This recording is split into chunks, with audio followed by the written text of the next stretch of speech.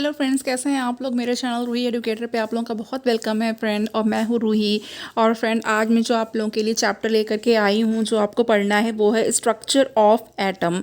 Okay. और friend, इसके पहले मैं बहुत सारे जो एमसीक्यूज़ हैं वो साउंड के वो अपलोड कर चुकी हूँ, उसको आप प्लीज़ ज़रूर देखिएगा। साउंड के कई लेक्चर्स आपको मिलेंगे जिनमें एमसीक्यूज़ हैं। एंड ये जो मेरा चैनल है इसके बारे में मैं बता दूँ, जो लोग नए लोग जुड़ रहे हैं, कि ये जो मेरा चैनल है इस पर मैं टीजीटी पीजीटी के एग्ज़ाम्स की प्रिपरेशन कराती हूँ फ्रेंड। चाहे वो कोई भी टीजीटी पीजीटी का एग्ज़ाम हो, चाहे आप सेंटर के एग्ज़ाम्स दीजिए, केबीएस है, एनवीएस है, और चाहे आप आर्मी पब्लिक स्कूल के एग्ज़ाम की प्रिपरेशन कर रहे हों उनके टीजीटी पीजीटी, चाहे आप यूपी का टीजीटी पीजीटी कर रहे हों, तो इसमें मैं बायोलॉजी के सब्जेक्ट की प्रिपरेशन एंड जो आपका साइंस है उसकी प्रिपरेशन करा रही हूँ। और उसके लिए आप चैनल ज़रूर ज्वाइन कर लीजिए फ्रेंड। और देखिए, जो DSSB 2018 है उसका क्वेश्चन पेपर, प्रीवियस ईयर का क्वेश्चन पेपर जो मैंने खुद अटेम्प्ट किया था वो मैं बहुत पहले ही अपलोड कर चुकी हूँ। और उसकी प्रिपरेशन भी मैंने करानी स्टार्ट कर दी। उसके जब नोटिफिकेशन जैसे ही आया मैंने उसको एक्सप्लेन किया और उसको स्टार्ट कर दिया। ओके, तो वो उस क्वेश्चन पेपर का सारा जो पार्ट है वो अपलोड हो चुका है, उसको आप लोग ज़रूर देखिएगा फ्रेंड। एंड जो भी आपके साइंस के एग्ज़ाम्स हैं, जो आपका टीजीटी का साइंस है, नेचुरल साइंस है, वो जितने भी एग्ज़ाम्स हैं आप लोग इस पे प्रिपेयर कर सकते हैं, क्योंकि मैं इस पे तैयारी कर चुकी हूँ पूरी। मैं इस पे फिज़िक्स के लेक्चर्स भी अपलोड हो रहे हैं, जिसमें कंसेप्ट क्लियरिंग पार्ट है जो कि थ्योरी है एंड एमसीक्यूज़ है। और जो केमिस्ट्री है उसमें भी आपका concept clearing part, theory and MCQs वो अपलोड हो रहे हैं। और बायोलॉजी के तो बहुत सारे लेक्चर्स मैं पहले से ही अपलोड कर रही हूँ। ओके, तो फ्रेंड, आप लोग जितना मैक्सिमम बेनिफिट्स ले सकते हैं उतना बेनिफिट लीजिए और तैयारी करना स्टार्ट करिए। और जिन्होंने जो कर रहे हैं उनके लिए बहुत अच्छी बात है, बने रहिए। और जितने भी लोग चैनल पर हैं उनको थैंक यू सो मच। और जितने लोग चैनल पर नए जुड़ रहे हैं वो सब्सक्राइब कर लीजिए, क्योंकि नोटिफिकेशन आपको मिलेगा, जिससे कि आप लोग कभी भी जब भी जैसे ही नोटिफिकेशन मिलेगा आप लोग अपने अकॉर्डिंग, अपने टाइम के अकॉर्डिंग उसको आप लोग देख सकते हैं। ओके, चलिए स्टार्ट कर देते हैं। हमारे पास जो फर्स्ट क्वेश्चन है आज ये है, Dalton's atomic theory was able to explain. कि जो डाल्टन की एटॉमिक थ्योरी थी फ्रेंड, उसके बारे में पूछा जा रहा है कि जो डाल्टन की एटॉमिक थ्योरी थी वो किस चीज़ को एक्सप्लेन कर सकती थी। तो पहले हम लोग ऑप्शंस देख लेते हैं। The law of conservation of mass, 2 the law of constant composition, 3 the law of multiple proportion and 4 all of the above। तो यहाँ पे देखिए फ्रेंड, अगर मैं डाल्टन की एटॉमिक थ्योरी की बात करूँ तो जो डाल्टन थे उन्होंने 1803, ईयर नोट डाउन करते रहिएगा, 1803 में थ्योरी प्रपोज की, जिसे डाल्टन की एटॉमिक थ्योरी कहा जाता है। और इन्होंने जो थ्योरी दी थी वो क्या दी थी उसको हम लोग देख लेते हैं थोड़ा सा। जो इनके जो लॉज थे, देखिए इन्होंने ये बताया था कि जो एटम है, ओके, उसको क्या कंसीडर कर रहे हैं, एटम को hard, dense and smallest indivisible particle of matter consider किया। ओके, यहाँ पे देख लीजिए, एटम को क्या कंसीडर किया इन्होंने कि एटम कैसा है, हार्ड है, कठोर है, डेंस है, यानी कि इसकी डेंसिटी है, ये घना है, इसमें घनत्व है, स्मॉलेस्ट सबसे छोटा, ओके, और जिसको कि तोड़ा नहीं जा सकता है, यानी कि इनडिविजिबल, इनडिविजिबल जिसको हम लोग डिवाइड नहीं कर सकते हैं, तो इनडिविजिबल ऑफ मैटर, यानी कि मैटर का या पार्ट, जो वो पार्टिकल जिसको हम लोग डिवाइड नहीं कर सकते हैं, और जो हार्ड है, डेंस और स्मॉलेस्ट है, इसको इन्होंने एटम कहा। ओके, और क्या बताया, जो नेक्स्ट इन्होंने बताया वो बताया कि जो एटम है वो इनडिस्ट्रक्टिबल होते हैं, यानी कि इसको कभी भी डिस्ट्रॉय नहीं कर सकते, इसका विनाश नहीं कर सकते। ओके, और ना तो इसको केमिकल रिएक्शन में क्रिएट किया जा सकता है। तो ये क्या है, इनडिस्ट्रक्टिबल। ओके, इनडिस्ट्रक्टिबल है, इनको ना तो हम लोग जो है इनका विनाश कर सकते हैं, डिस्ट्रॉय कर सकते हैं, और ना तो इनको केमिकल रिएक्शन में क्रिएट कर सकते हैं, बना सकते हैं। फिर और इन्होंने बताया जो एटम है उनका स्मॉलेस्ट, ये जो एटम होते हैं ये मैटर का स्मॉलेस्ट पोर्शन होते हैं, और ये स्मॉलेस्ट पोर्शन जो है ये किसी भी केमिकल कॉम्बिनेशन में पार्टिसिपेट करता है। ओके, तो वो स्मॉलेस्ट पोर्शन मैटर का जो कि किसी भी केमिकल कॉम्बिनेशन में पार्टिसिपेट करता है एटम कहलाता है। नाउ नेक्स्ट पॉइंट इन्होंने ये बताया, जो एटम हैं वो एक दूसरे के साथ कंबाइन करके कंपाउंड या मॉलिक्यूल्स बना सकते हैं। तो ये भी इन्होंने बताया कि जो एटम्स हैं वो कंबाइन करके कंपाउंड्स और मॉलिक्यूल्स बना सकते हैं। ओके, मॉलिक्यूल्स बना सकते हैं, ये भी इन्होंने बताया।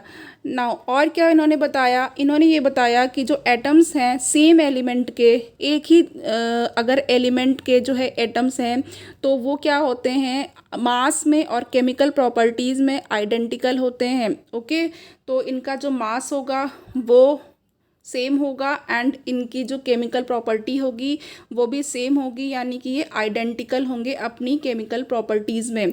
तो नाउ आप लोग समझ रहे हैं फ्रेंड, तो जितने भी पॉइंट्स बताए हैं, तो जो डाल्टन थे इनकी हाइपोथेसिस वो आज भी एक्सेप्ट की जाती है। ओके, और जो एटम्स हैं वो डिविजिबल हैं एंड डिस्ट्रक्टिबल हैं। ये मॉडिफिकेशन हुआ, दो मॉडिफिकेशन किए गए इनकी थ्योरी में, टू मॉडिफिकेशन हुए, बदलाव किए गए। क्या ये बदलाव किया गया कि जो एटम है वो इनडिविजिबल नहीं है, जो एटम है वो डिवाइजिबल है, ये डिवाइड हो सकता है, इसको तोड़ सकते हैं और इसका विनाश भी हो सकता है। तो यानी कि जो एटम है वो डिस्ट्रक्टिबल है, डिस्ट्रक्टिबल। नाउ यहाँ पे देखिए, और जो दूसरा इन्होंने बताया था जो मॉडिफिकेशन किया गया वो ये किया गया, जो ऑल एटम्स हैं सभी एलिमेंट के, ठीक है, all atoms of an element की, जो भी एलिमेंट है उसका जो सभी आपका एटम है वो आइडेंटिकल नहीं होता है। ओके, और उसका मास भी आइडेंटिकल नहीं है, उनके जो मास हैं आइडेंटिकल नहीं है। तो not identical in mass, not identical in mass। Okay, तो ये इन्होंने जो थ्योरी दी थी एटॉमिक थ्योरी, ये आज भी एक्सेप्टेबल है, बहुत सारे इसके पॉइंट एक्सेप्टेबल हैं, बट टू मॉडिफिकेशंस किए गए जो मैंने आपको भी बताए। अब यहाँ पे जो क्वेश्चन है उसमें जो हमारे पास करेक्ट ऑप्शन हो रहा है फ्रेंड, वो मैं आपको बता दूँ, ये 4 है, ऑल ऑफ द अबव। तो ये जो डाल्टन की एटॉमिक थ्योरी थी वो law of conservation of mass को एक्सप्लेन कर रही थी, उसको भी एक्सप्लेन कर रही थी, और जो कांस्टेंट कंपोजिशन का लॉ है उसको भी इसने एक्सप्लेन किया, and law of multiple proportion उसको भी इसने एक्सप्लेन किया। ओके, तो यहाँ पे ये ऑल ऑफ द अबव बिल्कुल करेक्ट हो जाएगा। नेक्स्ट हम लोग देख लेते हैं 2 क्वेश्चन, यानी सेकेंड क्वेश्चन है, the electrical discharge through the gases could be observed only at 1 very low pressure and very low voltage, 2 very high pressure and very high voltage, 3 very high pressure and very low voltage, and 4 है very low pressure and very high voltage. तो देखिए यहाँ पे हमको electrical discharge के बारे में बताना है, और अगर मैं करेक्ट ऑप्शन की बात करूँ तो यहाँ पे हमारे पास जो ऑप्शन ये 4 वाला है कि very low pressure and very high voltage, ये बिल्कुल करेक्ट हो जाएगा। ओके, कभी भी अगर हमको गैसेस में इलेक्ट्रिकल डिस्चार्ज को देखना होगा तो हम लोग कैसे देख पाएंगे, जब प्रेशर बहुत ही लो होगा और वोल्टेज बहुत ही ज़्यादा हाई होगी।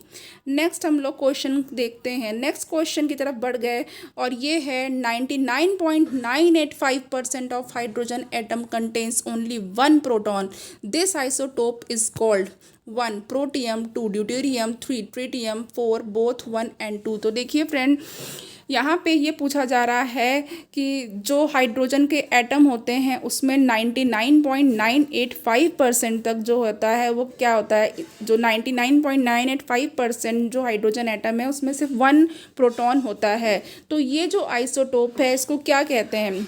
ओके, तो हमारे पास जो करेक्ट ऑप्शन हो जाएगा, ये आप लोग सभी लोग जानते हैं कि ये प्रोटियम होता है। नाउ हाइड्रोजन के हमारे पास 3 आइसोटोप होते हैं फ्रेंड, एक तो प्रोटियम, दूसरा ड्यूटेरियम एंड तीसरा जो है वो क्या है, ट्रिटियम। अगर हम लोग इसको लिखेंगे तो कैसे लिखेंगे, 1H1 and 1H2 and 1H3 ऐसे लिखते हैं हम लोग। ओके, तो यहाँ पे हमारे पास क्लियर हो गया ये पॉइंट। नाउ फोर्थ में देखते हैं हमारे पास कि फोर्थ क्या है। फोर्थ हम लोग देख लेंगे फ्रेंड, ये देखिए यहाँ पे, calculate the number of protons, neutrons and electrons in ब्रोमियम, and 35 atomic number है एंड 80 आपका एटॉमिक मास है या मास नंबर। तो यहाँ पे हमारे पास ऑप्शंस दे रखे हुए हैं, proton 80, electron 80, neutron 35। Then second है प्रोटॉन 35, इलेक्ट्रॉन 55, न्यूट्रॉन 80। थर्ड है proton is equal to 35, electron 35, neutron 80 and four है प्रोटॉन 35, इलेक्ट्रॉन 35 एंड न्यूट्रॉन 45। तो देखिए यहाँ पे होगा कैसे फ्रेंड, इसको मैं बता देती हूँ। जो नंबर ऑफ प्रोटॉन्स होते हैं वो नंबर ऑफ इलेक्ट्रॉन्स के बराबर होते हैं। तो यहाँ पे देख लेते हैं, मैं लिख देती हूँ नंबर ऑफ प्रोटॉन के लिए P लिख रही हूँ is equal to number of electron, electron के लिए E लिख दिया इज इक्वल टू कितने होंगे 35। ओके, यहाँ पे ये दिया हुआ है तो ये 35 है। और इसको हम लोग और क्या कह सकते हैं, ये है एटॉमिक नंबर। ओके, ये एटॉमिक नंबर है। Now number of neutron N लिख दिया is equal to mass number, mass number इसको लिखेंगे A, okay, minus mass number minus number of proton. Okay, मैं एक बार फिर से बता देती हूँ, number of neutron is equal to mass number जिसको हम लोग A लिखते हैं माइनस नंबर ऑफ प्रोटॉन, यानी कि मास नंबर A में से जब हम लोग नंबर ऑफ प्रोटॉन को माइनस कर देंगे, निकाल देंगे, तो हमारे पास नंबर ऑफ न्यूट्रॉन आ जाएंगे। ओके, तो नाउ अब यहाँ पे क्या कैलकुलेट करना है, नंबर ऑफ प्रोटॉन्स कैलकुलेट करने हैं, नंबर ऑफ न्यूट्रॉन कैलकुलेट करने हैं और इलेक्ट्रॉन बताना है। तो यहाँ पे देख लीजिए, अब यहाँ पे जब हम लोग वैल्यू पुट करेंगे तो यहाँ पे मैं आपको बता दे रही हूँ कि 80 माइनस 35 इज इक्वल टू 45 आ जाएगा फ्रेंड। कितना आ जाएगा 45। तो अब यहाँ पे जो करेक्ट ऑप्शन हो जाएगा 4 का, वो क्या हो जाएगा, यहाँ पे 4 हो जाएगा। 4 का 4 ऑप्शन करेक्ट है, यानी जो प्रोटॉन है 35 है, इलेक्ट्रॉन्स 35 हैं एंड न्यूट्रॉन्स 45 हैं। नाउ क्लियर, होपफुली आपको ये समझ आ गया होगा। अब यहाँ पे पांचवें क्वेश्चन की तरफ बढ़ जाते हैं। Thomson suggested that the amount of deviation of the particles from their path in the presence of electrical और मैग्नेटिक फील्ड डिपेंड्स अपॉन।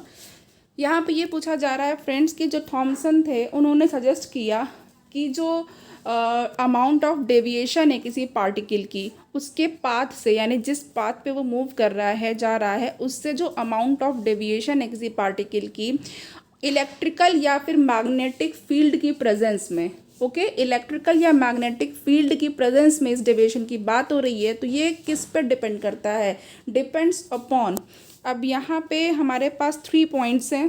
पहला है the magnitude of the negative charge on the particle, दूसरा है the mass of the particle and third है the strength of the electrical और magnetic field. तो यहाँ पे देख लेते हैं, हमारे पास जो क्वेश्चन है 5th वाला, इसमें हमने तीनों पॉइंट्स देख लिए हैं फ्रेंड। अब आगे देखते हैं ऑप्शन क्या क्या है। तो यहाँ पे 1 है 1 एंड 2, 2 है 2 एंड 3 एंड 3 है 1 एंड 3 एंड 4 है ऑल ऑफ दीज। और हमारे पास जो ऑल ऑफ दीज वाला ऑप्शन है वो बिल्कुल करेक्ट हो जाएगा। ओके, अब मैं इसे बता देती हूँ। इसमें ये बताया जा रहा है कि जो पार्टिकल होता है उस पर जो निगेटिव चार्ज होता है, okay, the magnitude of the negative charge on the particle, तो जो पार्टिकल का जो निगेटिव चार्ज का मैग्नीट्यूड है उस पर भी डिपेंड करेगा एंड पार्टिकल के मास पे भी डिपेंड करेगा एंड जो इलेक्ट्रिकल और मैग्नेटिक फील्ड की जो स्ट्रेंथ है उस पर भी डिपेंड करेगा। तो यहाँ पे 4th ऑप्शन करेक्ट है। नाउ हम लोग 6th देख लेते हैं। 6th क्वेश्चन है विच of the following statements about the electron is incorrect. यहाँ पे इनकरेक्ट या गलत बताना है अब आपको। 1. It is negatively charged particle. 2. The mass of electron is equal to the mass of neutron. 3. It is a basic constituent of all atoms. And 4 है it is a constituent of the cathode rays. तो यहाँ पे जो correct answer हो जाएगा friend वो 2 हो जाएगा, यानी कि ये गलत है, यानी कि ये according to the question incorrect है। और ये जो है हमारे पास जो पहला वाला ऑप्शन है उसमें हम लोग देखते हैं क्या दिया हुआ। पहला है कि ये निगेटिवली चार्ज होता है पार्टिकल का, ये बिल्कुल करेक्ट है। ओके, ये सही है।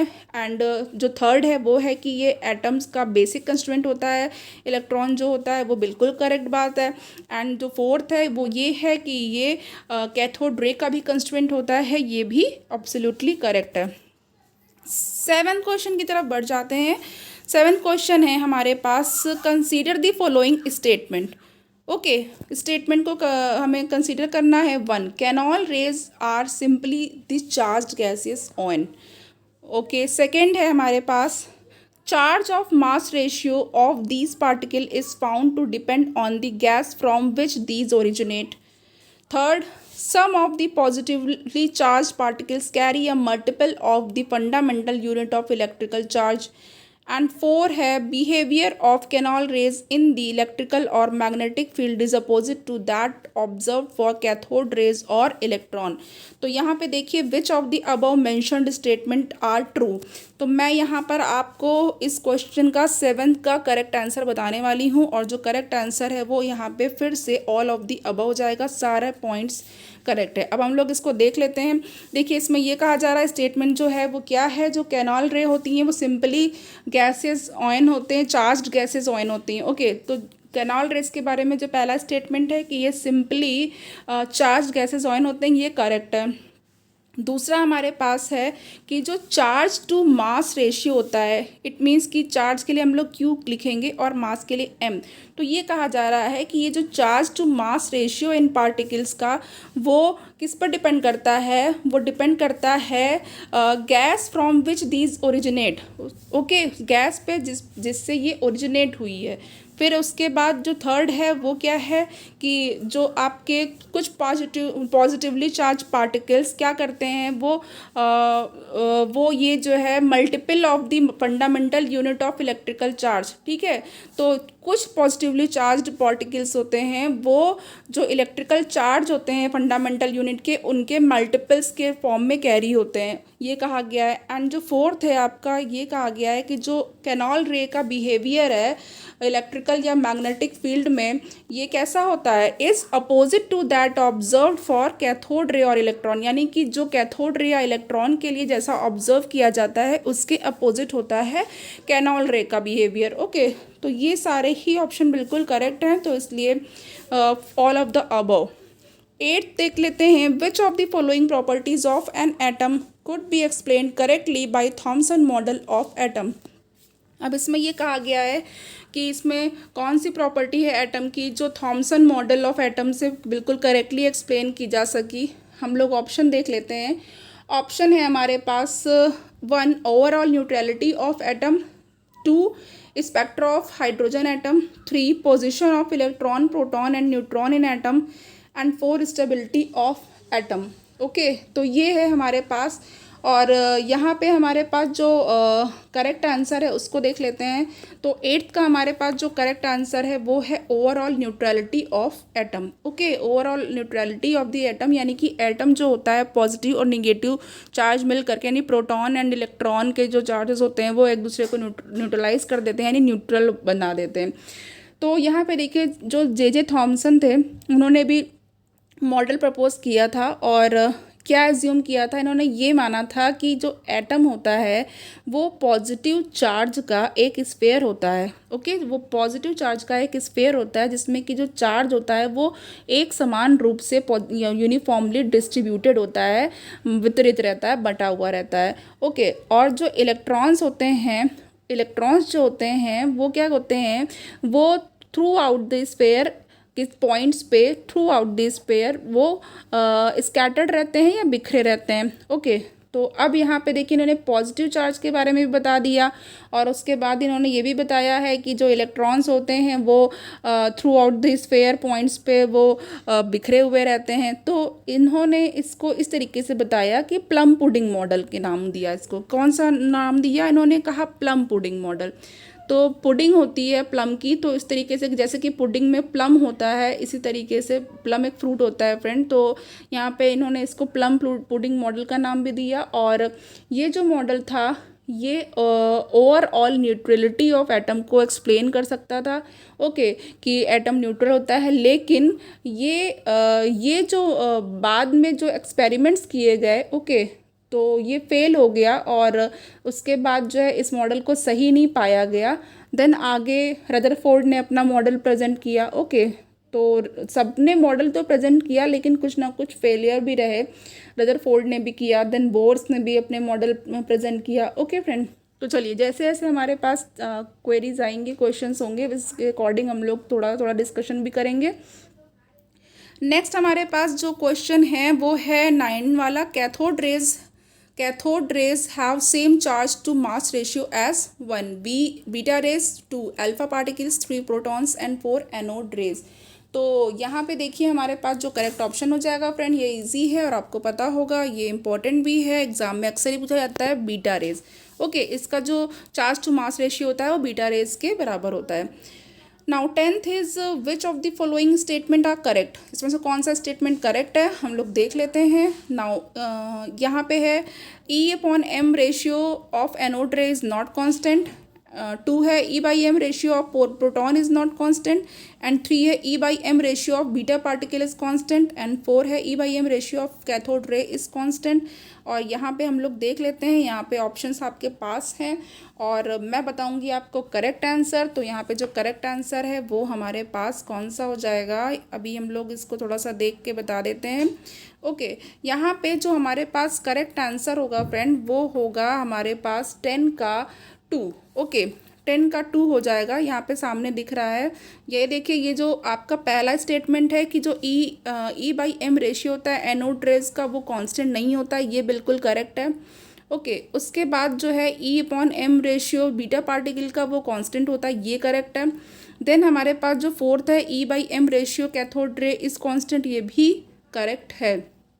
चलिए नेक्स्ट को हम लोग कर लेते हैं। नेक्स्ट हमारे पास 11 है, increasing order lowest first. Okay, सबसे पहले लोवेस्ट को फर्स्ट पे करना है, उसके बाद जो ज़्यादा होगा उसको आगे करना है। Okay, increasing order for the value of E/m for E electron, proton P, neutron N and alpha particle is. बहुत अच्छा क्वेश्चन है फ्रेंड। ओके, तो यहाँ पे हम लोग कर लेते हैं।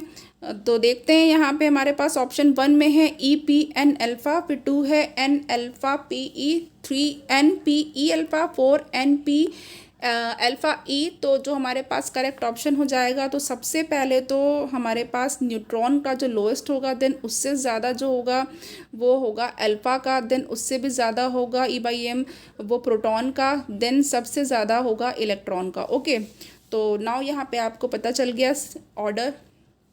नेक्स्ट क्वेश्चन है हमारे पास, match the following rays given in column 1 with their characteristic given in column 2, select and आगे देख लेते हैं, select an appropriate answer from the codes given below. तो चलिए तैयार हो जाइए। कॉलम 1 में क्या दिया हुआ है, ए है अल्फा रे, बी बीटा रे, सी गामा रेज, एंड यहाँ पे हमारे पास जो कॉलम 2 है इसमें है 1 negatively charge particle similar to electrons, 2 X ray neutral in nature, 3 2 units of positive charge. तो नाउ यहाँ पे हमारे पास कुछ कोड्स दिए हुए हैं फ्रेंड, तो हम लोग इसको कर लेंगे। कौन सा कोड है किससे मैच करेगा, तो यहाँ पे हमारे पास जो करेक्ट आंसर है वो मैं आपको बता देती हूँ। ओके, तो करेक्ट आंसर देखते हैं। सबसे पहले जो यहाँ पे अल्फा रे होगी फ्रेंड वो क्या होगा, 2 units of positive charge. Okay, ये अल्फा रे होगा। नाउ जो बीटा रे होगा उसके लिए करेक्ट होगा निगेटिवली चार्ज पार्टिकल है और ये इलेक्ट्रॉन के सिमिलर होते हैं, समान होते हैं।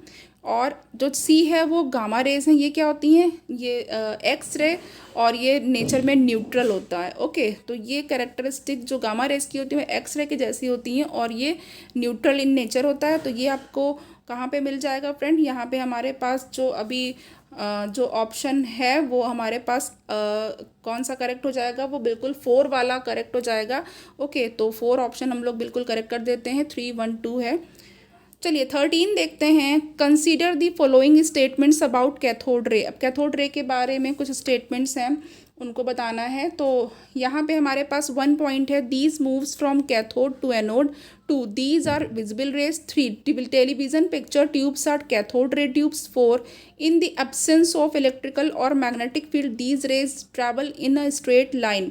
तो बिल्कुल यहाँ पे जो हमारे पास 13 का जो करेक्ट आंसर हो जाएगा वो क्या हो जाएगा फ्रेंड, वो देख लेते हैं। यहाँ पे हमारे पास जो करेक्ट आंसर है वो ये फर्स्ट वाला बिल्कुल करेक्ट है कि ये कैथोड से एनोड की तरफ मूव करती हैं, तो यहाँ पे 1 बिल्कुल करेक्ट हो जाएगा फ्रेंड। उसके बाद विजिबल रेज होती हैं, ये गलत है। और जो तीसरा पॉइंट है कि ये जो टेलीविज़न पिक्चर ट्यूब होती हैं वो कैथोड रे ट्यूब होती हैं, ये बिल्कुल करेक्ट है।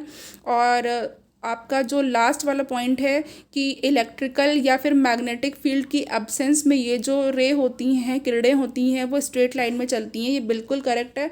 तो इस तरीके से हमारे पास जो थर्ड ऑप्शन है बिल्कुल करेक्ट हो जाएगा, जिसमें कि आपका 1 और 3 एंड 4th वाला है। ओके, तो चलिए ये आपको क्लियर हुआ। यहाँ पे नेक्स्ट क्वेश्चन की तरफ बढ़ जाते हैं, 14 की तरफ। 14 है हमारे पास, which of the following pairs have identical value of E/m। तो यहाँ पे जो हमारे पास करेक्ट ऑप्शन हो जाएगा वो क्या हो जाएगा, पहले तो हम लोग ऑप्शंस देख लेते हैं। A proton and a neutron, 2 a proton and deuterium, 3 deuterium and an alpha particle, 4 an electron and gamma rays. तो देखिए फ्रेंड, यहाँ पे हमारे पास जो करेक्ट ऑप्शन हो जाएगा 14 का, वो जो 33 बिल्कुल करेक्ट हो जाएगा, deuterium and an alpha particles, इनकी आइडेंटिकल E/m वैल्यू होगी। तो अब यहाँ पे मैं E/m वैल्यू के बारे में थोड़ा सा बता दूँ, इस पर कई क्वेश्चंस हैं। तो देखिए फ्रेंड, ये जो आपका एक अगर मैं बात करूँ E/m की, ओके, तो ये क्या है, ये रेशियो है, किसका रेशियो है, ये आपका charge to mass of an electron का रेशियो है। Okay, charge to mass of an electron, यानी कि E/m। m जो है वो मास ऑफ इलेक्ट्रॉन के लिए है, E जो है वो चार्ज ऑफ इलेक्ट्रॉन के लिए है। तो ये सभी गैसेस के लिए सेम पाया गया, और इसकी जो वैल्यू थी वो कितनी थी, 1.758 into 10⁻11 C/किलोग्राम, C for coulomb. Okay, now यहाँ पे जो कैथोड रेज होती हैं वो क्या करते हैं फ्रेंड, जो कैथोड रेज होती हैं वो एक्स रे प्रोड्यूस कर सकती हैं। ओके, और बहुत सारी जो इसमें एक फार्मूला मैं आपको यहाँ पे भी बता दूँ, Q=NE, ये भी आपको पता होगा। ओके, जो चार्ज NE, तो यहाँ पे जो n है कोई इंटीजर है जिसमें हम लोग वैल्यू पुट कर देते हैं 1 2 3, और जो आपका जो चार्ज होता है इलेक्ट्रॉन पे वो मैं आपको बता दूँ, एक बार रिमाइंड करा दूँ, ये क्या होता है, 1 माइनस का होगा 1.6022 इंटू 10⁻⁻19 कूलम। ओके, ये होता है यहाँ पे। तो देखिए यहाँ पे फ्रेंड, और कैथोड रे के बारे में बता दूं, कैथोड रे के बारे में भी आप लोग थोड़ा जान लीजिए। देखिए कैथोड रे को की जब हम बात करते हैं तो इसमें डिस्कवरी ऑफ इलेक्ट्रॉन की बात करते हैं। ओके, तो यहाँ पे फ्रेंड ये जो इलेक्ट्रिकल डिस्चार्ज होते हैं, जब गैसेस में इलेक्ट्रिकल डिस्चार्ज कराया गया तो फिर ये ऑब्ज़र्व किया गया कि बहुत ही लो प्रेशर और हाई वोल्टेज पे जो है ये जब डिस्चार्ज कराते हैं तो ही फिनोमेना होता है। एंड देन होता क्या है, जो हाई वोल्टेज होती है और हाई वोल्टेज की इलेक्ट्रिसिटी जब पास की जाती है गैस में, तो डिस्चार्ज ट्यूब में प्रेशर बहुत जब लो होता है तो इनविजिबल रेज, यानी वो रेज दिखाई नहीं देती हैं, तो invisible rays cathode rays produce होती हैं। ओके, ये एक्सपेरिमेंट किया गया। ओके, तो जो रे प्रोड्यूस हुई इनविजिबल रे, उसको कैथोड रे कहा गया। और ये किस तरफ जा रही थी, चूँकि ये कैथोड रे थी, ये एनोड की तरफ जा रही थी। और कैथोड रे की डिस्कवरी थॉमसन ने की थी। और जो कैथोड रेज होते हैं वो क्या होते हैं, एक्चुअल में जो कैथोड रेज होते हैं वो बहुत ही फास्ट मूविंग ओके, ये क्या होते हैं, फास्ट मूविंग, बहुत ही तेज़ी से चलते हुए निगेटिवली चार्ज्ड पार्टिकल्स होते हैं, और इनको इलेक्ट्रॉन कहा जाता है। ओके, नेक्स्ट मैं यहाँ पे आपसे 15 क्वेश्चन देख लेती हूँ। 2 atoms are set to be isobars if. Now यहाँ पे हमारे पास ऑप्शंस हैं, they have same atomic number but different mass number, important है और लेकिन आप लोगों को पता भी होगा, इजी भी है। और दूसरा है, they have same number of electrons but different number of neutrons, they have same number of neutrons but different number of electrons, four sum of the number of protons and neutrons is same but the number of proton is different. तो यहाँ पे देखिए हमारे पास जो option correct हो जाएगा वो कौन सा करेक्ट हो जाएगा, 15 के लिए हम लोग देख लेते हैं। बिल्कुल 4th वाला यहाँ पे करेक्ट हो रहा है, जो होता है सम ऑफ नंबर ऑफ प्रोटॉन और न्यूट्रॉन वो सेम होता है। ओके, प्रोटॉन एंड न्यूट्रॉन का जब हम लोग ऐड करेंगे, सम करेंगे तो वो सेम होगा, लेकिन जो नंबर ऑफ प्रोटॉन होंगे वो अलग होंगे, डिफरेंट होंगे। Okay, number of proton different होंगे, लेकिन जब हम लोग जब प्रोटॉन एंड न्यूट्रॉन का सम करेंगे तो वो सेम होंगे। चलिए नेक्स्ट हमारे पास जो क्वेश्चन है वो देख लेते हैं, दैट इज 16th क्वेश्चन। तो 16th में क्या है, विच of the following is correct पूछा हुआ है यहाँ पे। तो 1 है 1H1 and 2 He3 isotope. Okay, now यहाँ पे सेकेंड है 6 carbon 14 and 7 nitrogen 14 are isotopes. फिर 3 है 19 potassium 39 and 20 calcium 40 are isotones. And 4 है हमारे पास 9 fluorine 19 and 11 sodium 24 are isodiaphers. तो यहाँ पे जो 16 था उसका करेक्ट आंसर हमारे पास थर्ड वाला हो जाएगा। यहाँ पे जो पोटेशियम है एंड कैल्शियम है ये क्या है, आइसोटोन्स है। ओके फ्रेंड, आपको 3 चीज़ें पता हैं क्या, एक तो आइसोटोप होते हैं जिनमें कि एटॉमिक नंबर सेम होते हैं, और एक होते हैं आइसोबॉर्स जिसमें मास जो एटॉमिक वेट या मास नंबर वो सेम हो जाता है। ओके, नाउ यहाँ पे है आइसोटोन्स, तो यहाँ पे 19 potassium 39 and 20 calcium 40 are isotones, बिल्कुल करेक्ट हो गया। नेक्स्ट क्वेश्चन की तरफ आ जाते हैं। 17 है। 17 में हम लोग देख लेते हैं, many elements have non integral atomic mass because 1. Their isotopes have same number of neutrons. 2. Their isotopes have non-integral masses. And third है हमारे पास they exist as isotopes. और 4 है their constituent neutrons, protons and electrons combine to give fractional masses. तो यहाँ पे हमारे पास जो correct answer हो जाएगा फ्रेंड इस क्वेश्चन का 17 का, वो क्या हो जाएगा यहाँ पे, तो मुझे थर्ड वाला बिल्कुल करेक्ट लग रहा है। देख लेते हैं यहाँ पे 17 का। ओके, तो 17 का यहाँ पे हमारे पास जो थर्ड है यानी कि दे एग्जिस्ट एज आइसोटोप्स, ये बिल्कुल करेक्ट हो जाएगा। ओके, कि बहुत सारे जो एलिमेंट्स होते हैं उनमें नॉन इंटीग्रल एटॉमिक मास होता है। क्यों? क्योंकि वो आइसोटोप के फॉर्म में एग्जिस्ट करते हैं। नेक्स्ट क्वेश्चन की तरफ बढ़ जाते हैं। नेक्स्ट क्वेश्चन है, R A Millikan 1 determined the charge on the electron, 2 found the value of charge on the electron is 1.6 into 10 power minus 19 coulomb.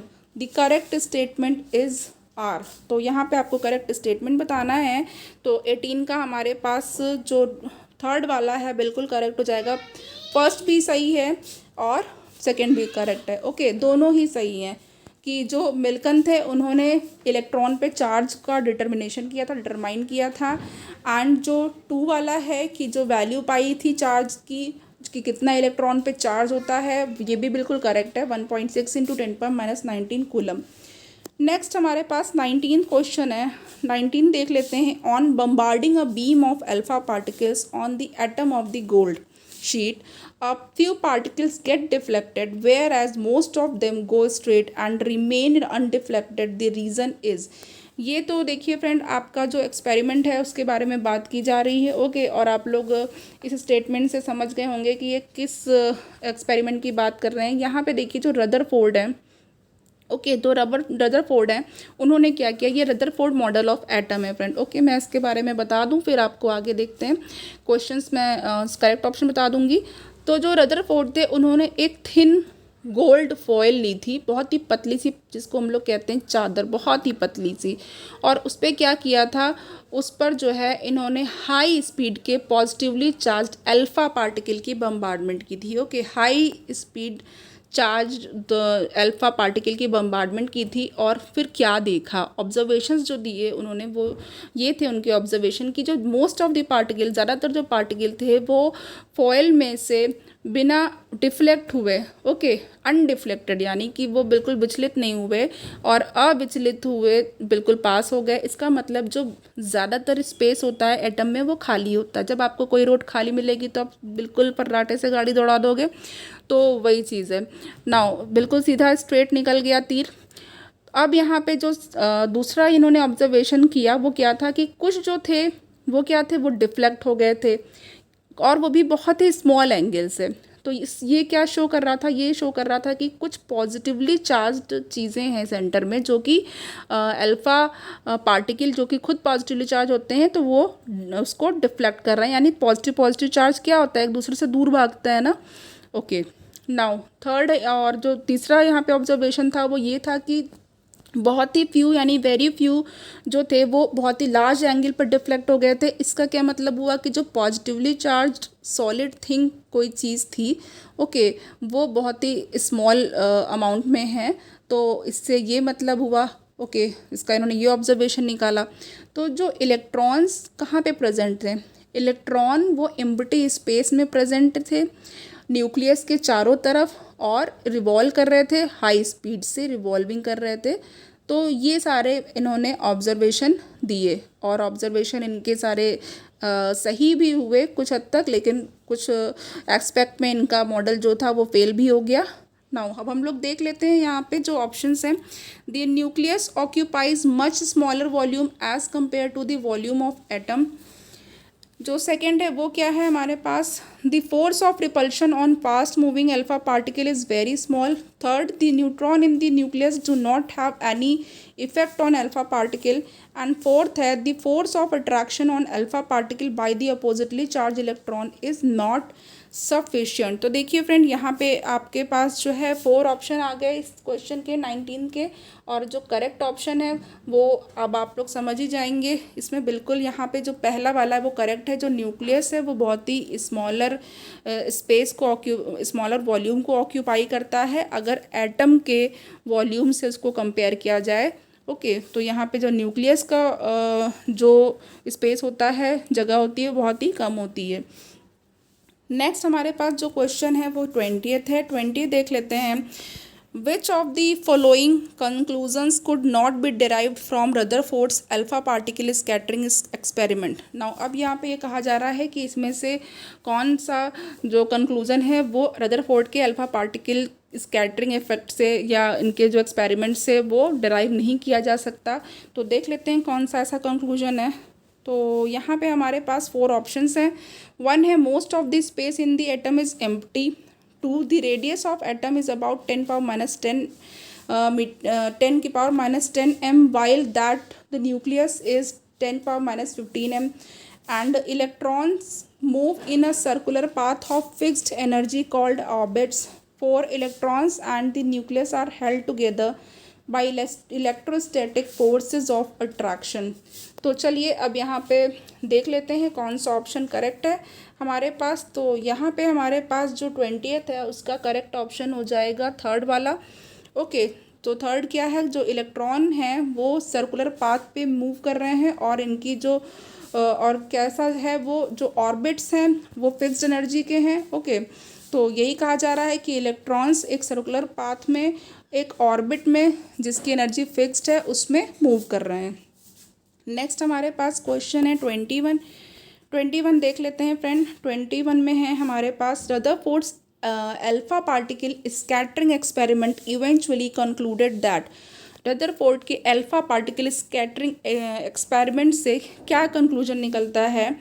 1, mass and energy are related. 2, neutrons are buried deep in the nucleus. 3, electrons occupy space around the nucleus. 4th, the point of impact with matter can be precisely determined. तो यहाँ पे जो आपका correct option हो जाएगा friend वो क्या हो जाएगा, तो यहाँ पे जो मेरे हिसाब से करेक्ट है और करेक्ट होना भी चाहिए वो थर्ड है कि जो इलेक्ट्रॉन है वो स्पेस ऑक्यूपाई करता है न्यूक्लियस के चारों तरफ। तो ये बिल्कुल करेक्ट है। नेक्स्ट हमारे पास 22 है। 22 थोड़ा सा ब्लर्ड दिख रहा है बट नो प्रॉब्लम यहाँ पे।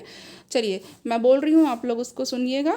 According to the electromagnetic theory of Maxwell. Now Maxwell की थ्योरी की बात हो रही है कि जो मैक्सवेल ने इलेक्ट्रोमैग्नेटिक थ्योरी दी थी उसके अकॉर्डिंग। तो यहाँ पे देखते हैं ऑप्शंस हैं हमारे पास। 1, the charged particles when accelerated should emit electromagnetic radiation. Okay, charged particles when accelerated should emit electromagnetic radiation. And 2 है यहाँ पे, charged particles when accelerated should absorb electromagnetic radiations. And 3 है हमारे पास, in some cases 1, in some cases 2, यानी कुछ case के लिए 1 correct है, कुछ केसेस के लिए 2 करेक्ट है। एंड 4th में है none of the above। तो यहाँ पर हमारे पास जो करेक्ट ऑप्शन हो जाएगा वो क्या हो जाएगा फ्रेंड, यहाँ पे हमारे पास जो करेक्ट ऑप्शन है जो वो फर्स्ट वाला हो जाएगा। चार्ज पार्टिकल जब एक्सेलरेट होते हैं तो वो इलेक्ट्रोमैग्नेटिक रेडिएशंस एमिट करते हैं, या तो फिर चार्ज पार्टिकल जब एक्सेलरेट होते हैं तो उन्हें इलेक्ट्रोमैग्नेटिक रेडिएशंस को एमिट करना चाहिए। ये बिल्कुल आपका करेक्ट पॉइंट है इस थ्योरी के अकॉर्डिंग। नाउ 23rd हम लोग देख लेते हैं। The oscillating electric and magnetic fields produce by oscillating charged particles are 1 perpendicular to each other, 2 parallel to each other, 3 both are perpendicular to the direction of propagation of the wave, and 4 है both are parallel to the direction of the wave। तो यहाँ पे जो question पूछा जा रहा है वो ये पूछा जा रहा है कि जो ऑसिलेटिंग जो इलेक्ट्रिक एंड मैग्नेटिक फील्ड किसी भी ऑसिलेटिंग चार्ज पार्टिकल से जो प्रोड्यूस होती है तो उसके बारे में बताना है। तो यहाँ पे जो आपका 23 है उसका जो करेक्ट आंसर हो जाएगा वो क्या हो जाएगा फ्रेंड, यहाँ पे देख लेते हैं। कुछ ऑप्शन हमारे पास हैं, तो ऑप्शन में हमारे पास जो करेक्ट हो जाएगा वो क्या हो जाएगा। देखिए जो फर्स्ट पॉइंट है आपका, जो ये एक दूसरे के परपेंडिकुलर होते हैं, ये बिल्कुल करेक्ट है।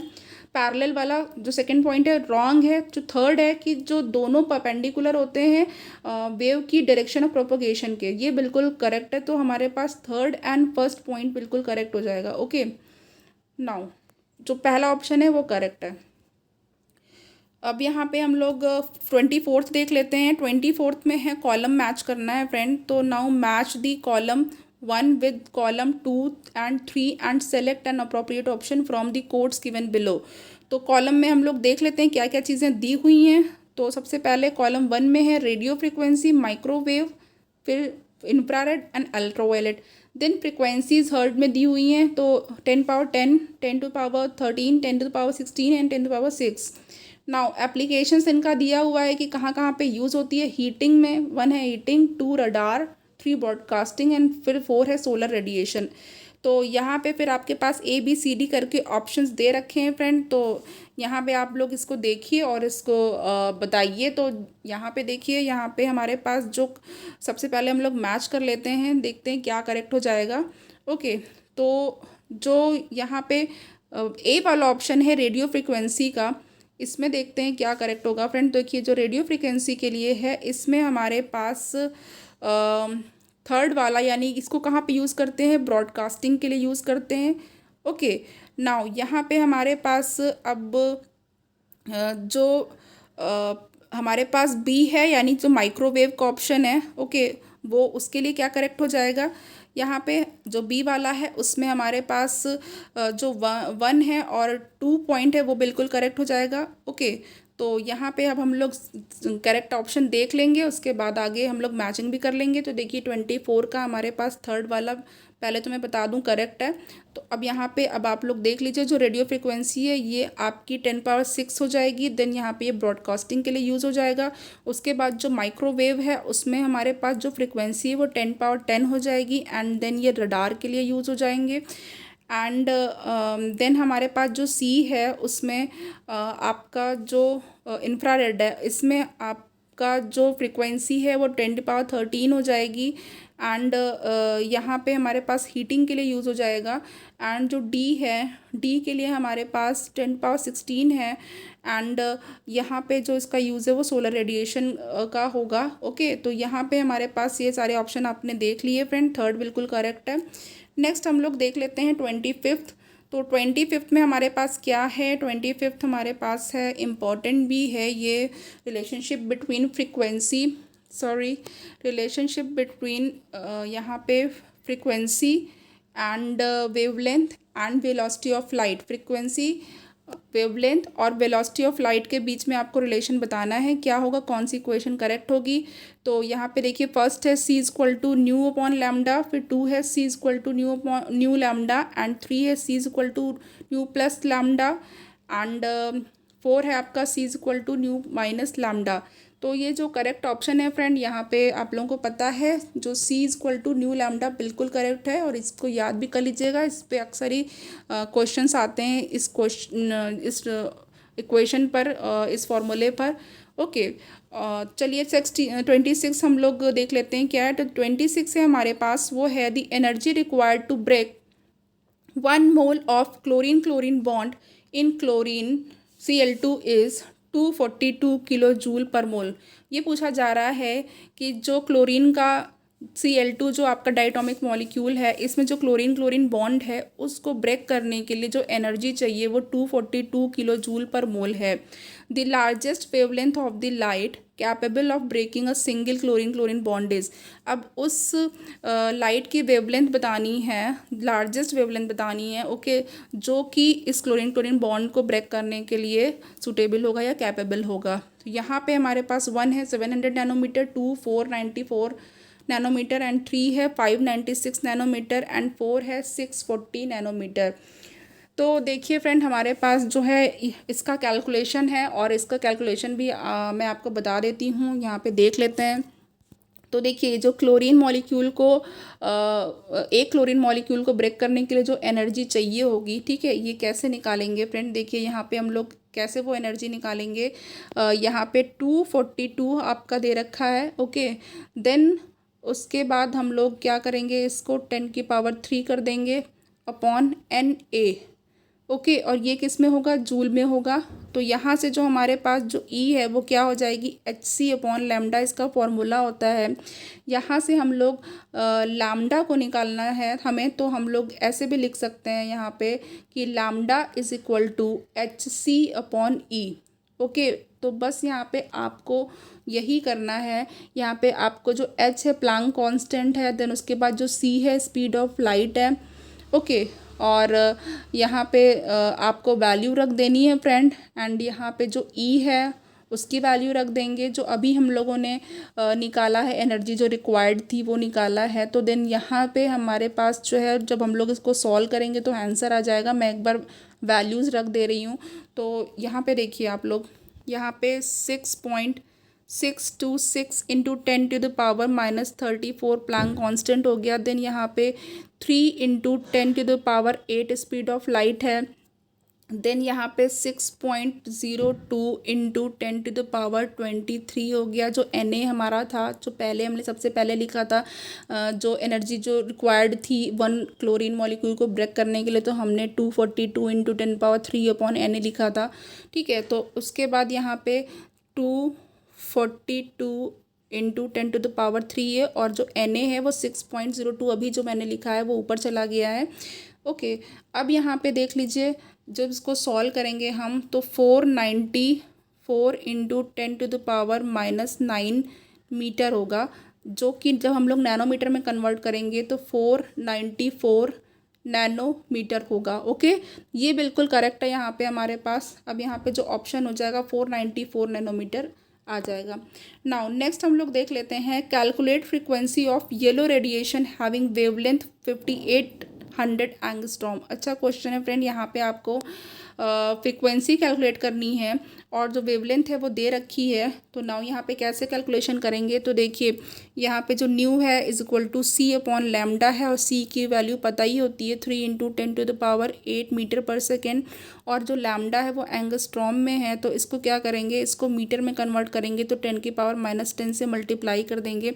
जब इसको आप लोग सॉल्व करेंगे तो जो वैल्यू आएगी 5.172 इंटू 10⁻14 पर सेकेंड आएगी, इसलिए इसको यहाँ पे ऐसे लिख देंगे, ओके।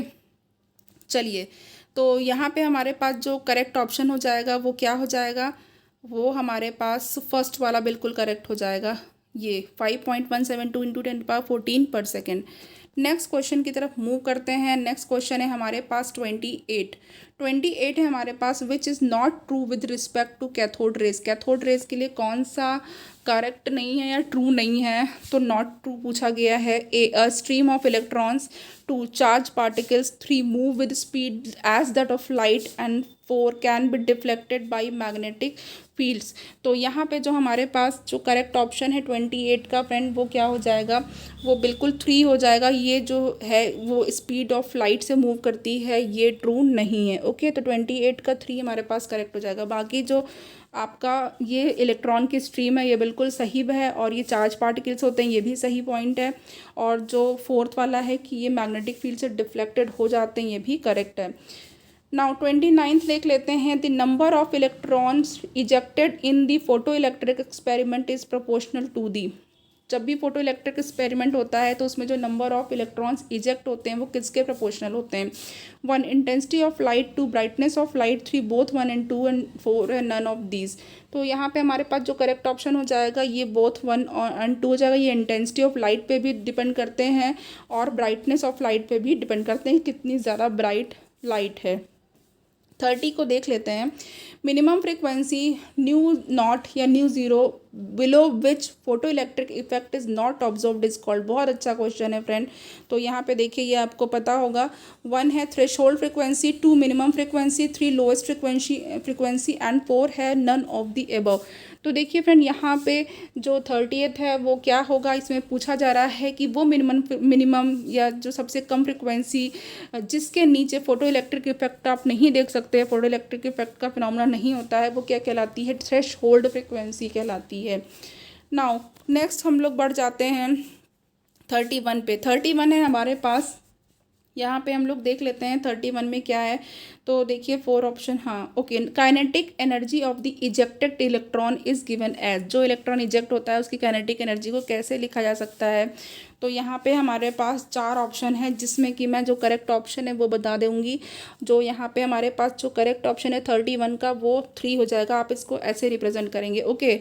ये जो हम आपका एच न्यू है, एच आपको पता है प्लैंक कांस्टेंट है, तो एच न्यू है, देन उसके बाद एच न्यू नॉट है प्लस हाफ एम ई, क्योंकि इलेक्ट्रॉन की बात की जा रही है तो इलेक्ट्रॉन का मास लिया गया है, and we square.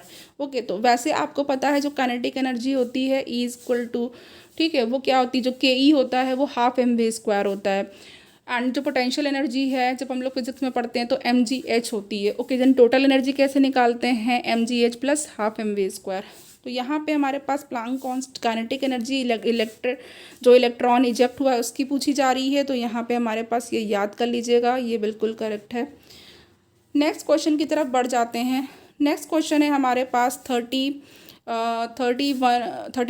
Okay, consider the following statements. Following statement consider करेंगे। The speed of light does not depends upon the nature of the medium through which it passes. Okay, और सेकेंड वाला है the beam of light is deviated और refracted from its original path as it passes from one medium to another. फिर third है when a ray of bright light is passed through a prism the wave with shorter wavelength bends more than the one with a longer wavelength। अब यहाँ पे हमें correct option बताना है।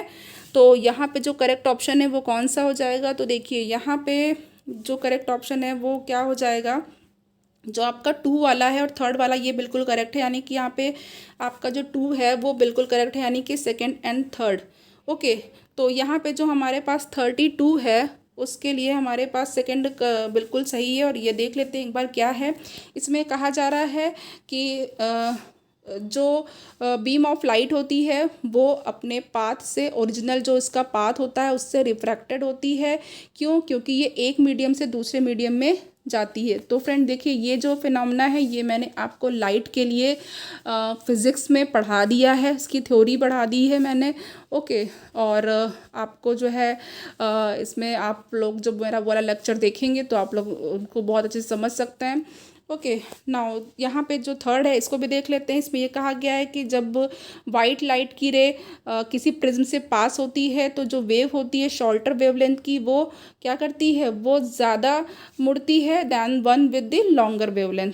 तो ये भी मैंने आपको, जो प्रिज्म से वाइट लाइट जब जो है प्रिज्म से होकर गुजरती है तो वो 7 कलर्स में डिवाइड हो जाती है। जो स्पेक्ट्रम था ये भी मैंने लाइट के चैप्टर में पढ़ाया हुआ है, आप उसको प्लीज़ देखिएगा, बहुत अच्छा है।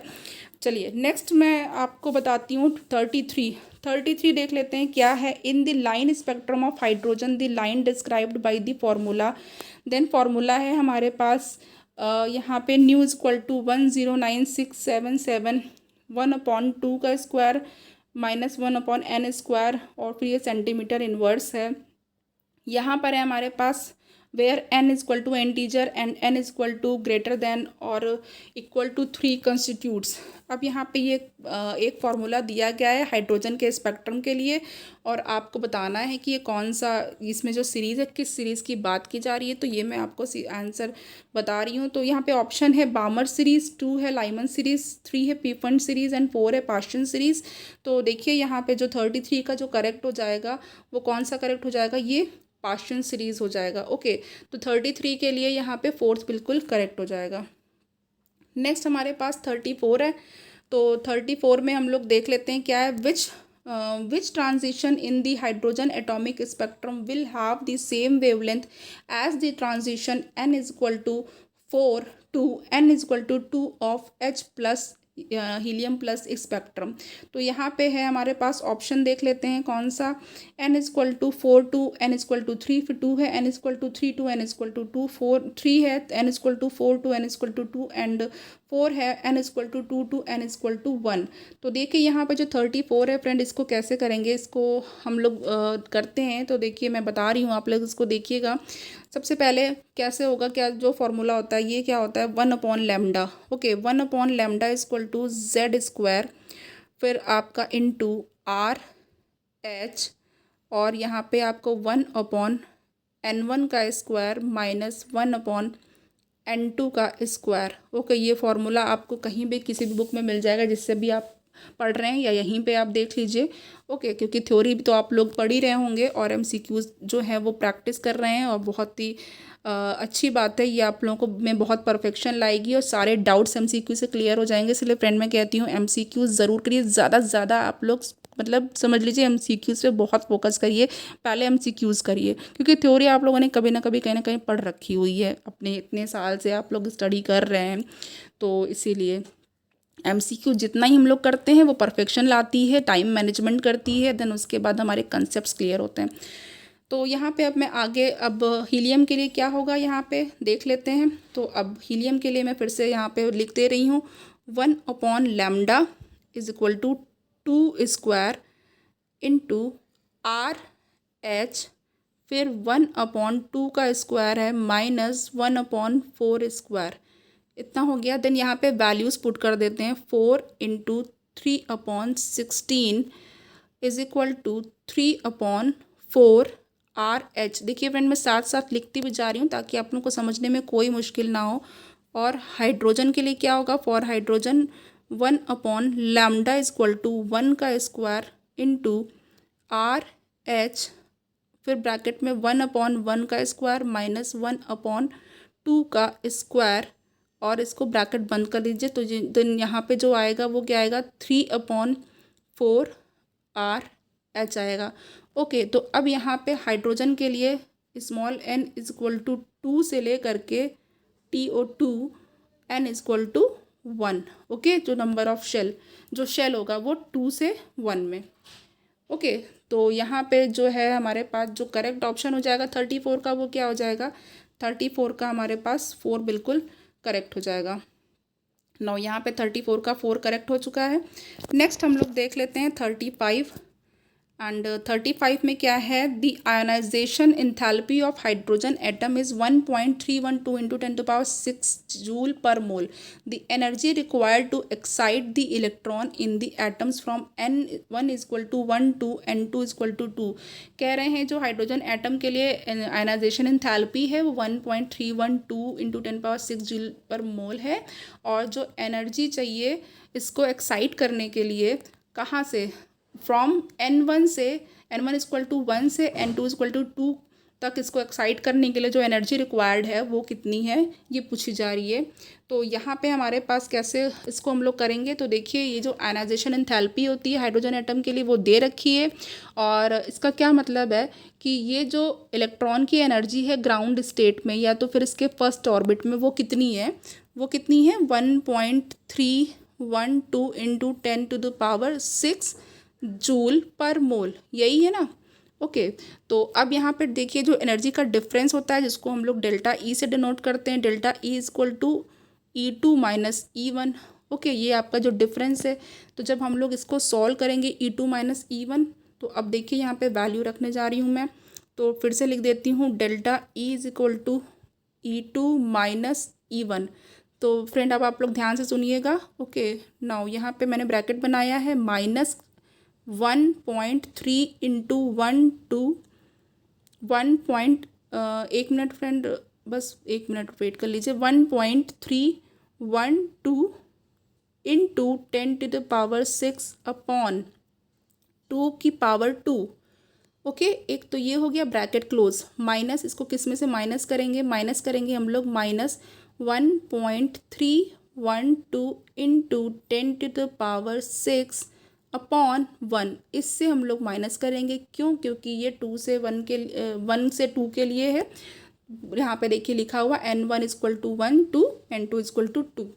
तो यहाँ पे जब इसको आप लोग सॉल्व करेंगे तो देखिएगा कैलकुलेशन आपका जब सॉल्व होगा तो ये यहाँ पे 9.84 इंटू 10⁵ जूल पर मोल या फिर मोल इनवर्स भी आप लिख सकते हैं। ओके, तो यहाँ पे जो हमारे पास जो करेक्ट ऑप्शन हो जाएगा 35 का, वो क्या हो जाएगा, 35 के लिए हमारे पास जो 2 है वो बिल्कुल करेक्ट हो रहा है। देखिए 9.84 into 10⁵ joule per mole.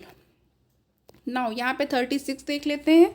The energy of the electron in a hydrogen atom has a negative sign for hydrogen atom because, पूछा जा रहा है कि जो इलेक्ट्रॉन की एनर्जी होती है हाइड्रोजन एटम में, ओके, वो हाइड्रोजन एटम में जो नेगेटिव साइन रखती है, ऐसा क्यों होता है? ऐसा इसलिए होता है, अब ऑप्शन पहले देख लेते हैं। The energy of the electron in the atom is lower than the energy of a free electron at rest.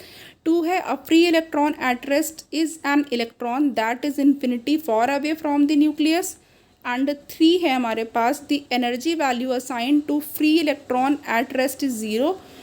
And 4 है, 1, 2 and 3 together forms the valid reason for the given fact. तो यहाँ पे हमारे पास अब 36 का जो करेक्ट आंसर हो जाएगा वो क्या हो जाएगा? 36 का करेक्ट आंसर है कि यहाँ पे जो 4th वाला है, you 1, 2 and 3 together forms the valid reason for the given fact. अब देखते हैं क्या है। जो पहला वाला है वो ये है कि जो इलेक्ट्रॉन की एनर्जी होती है इसके एटम में, वो जब इलेक्ट्रॉन फ्री स्टेट में होता है उससे कम होती है। कहा गया है ना कि the energy of the electron in the atom is lower than the energy of a free electron at rest.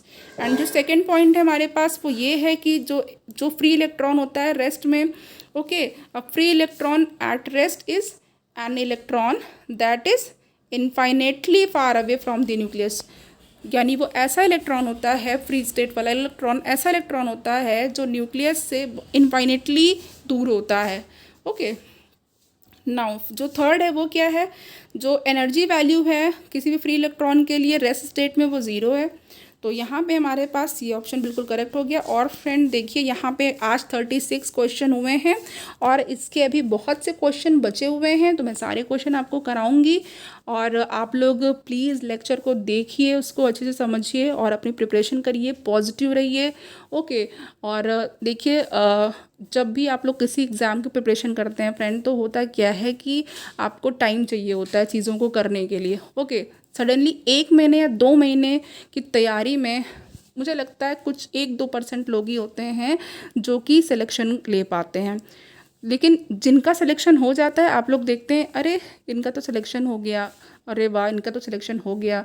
तो कैसे? वो लोग की कोई 1-2 महीने की मेहनत नहीं होती है, उन लोगों की समझ लीजिए कि साल भर की मेहनत होती है या 2 साल की मेहनत होती है। वो लोगों का कंसेप्ट बहुत अच्छा होता है, वो लोग पढ़ते ही रहते हैं, थ्रू आउट पढ़ते रहते हैं, तब जा कर के एक जॉब उनके हाथ में आती, वो भी टीजीटी पीजीटी जैसी जॉब। कॉम्पिटिशन बहुत टफ है फ्रेंड, बहुत अच्छे क्वेश्चन, स्टैंडर्ड क्वेश्चन पूछे जा रहे हैं और इसीलिए मैं आपको बिलीव मी कि बहुत अच्छे क्वेश्चंस प्रोवाइड कर रही हूँ, कंसेप्ट भी क्लियर कर रही हूँ। और फ्रेंड मैं आपसे बस यही कहूँगी कि आप लोग जो है चैनल को ज्वाइन करिए, साथ में स्टडी करिए। ग्रुप है मेरा फेसबुक पे, okay, TGT PGT science group है बाय रूही एडुकेटर, उसको भी ज्वाइन कर लीजिए। पोस्ट मैं यूट्यूब पे भी डाल रही हूँ, यूट्यूब पे अपलोड करने के बाद देन वहाँ पे भी पोस्ट होता है। तो ये सारी चीज़ें आपके लिए की जा रही हैं फ्रेंड। चलिए अपना ख्याल रखिएगा और थैंक यू सो मच।